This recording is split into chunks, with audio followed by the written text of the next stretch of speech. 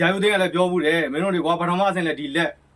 1 2ပတ်ချေဖက်လုံးဆွဲရန်ဒါပဲဒုတိယအဆင့်လဲ1 2ပတ်ချေဖက်လုံး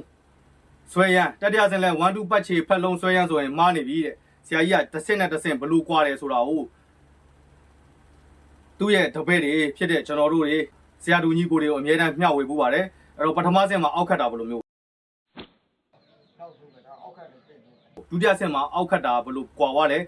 ဆက်တော့အောက်ခတ်တတိယဆင့်မှာအောက်ခတ်တာဘယ်လိုကွာသွားလဲအဲ့လိုပဲပထမဆင့်မှာပယ်ခုံးမခွဲဘယ်လိုကစားလဲဒုတိယဆင့်မှာပယ်ခုံးမခွဲဘယ်လိုကစားလဲတတိယဆင့်မှာဆရာဆင့်မှာဘယ်လိုကစားလဲဒါမျိုးတီးတန့်ကွဲသွားအောင်ကစားပြပါတယ်အဲ့လိုပဲတယောက်နဲ့တယောက်အတိုက်ကစားတဲ့အခါလဲပုံစံအစစ်မြင့်လာအောင်ခွဲခြားပြပေးခဲ့ပါတယ်အဲ့တော့တိုင်းပြောမြန်ရဲ့နောက်ထပ်ထူးခြားချက်ကအဆင့်ပညာဖြစ်တယ်အကျင့်ပညာဖြစ်တယ်အဲ့တော့အဆင့်ကအရေးမကြီးဘူးဆိုတဲ့ပြောတဲ့စကားတွေမေးလိုက်ပါအဆင့်ကပိုအရေးကြီးပါတယ်ဒါကြောင့်မလို့အဆင့်ကိုမြင့်ဖို့အတွက်ကျင့်ဖို့လည်းလိုပါတယ်ဗျအဆင့်နဲ့အကျင့်နဲ့ညီအောင်ပြောမှသာတိုင်းပြောင်းပြန်သမားလို့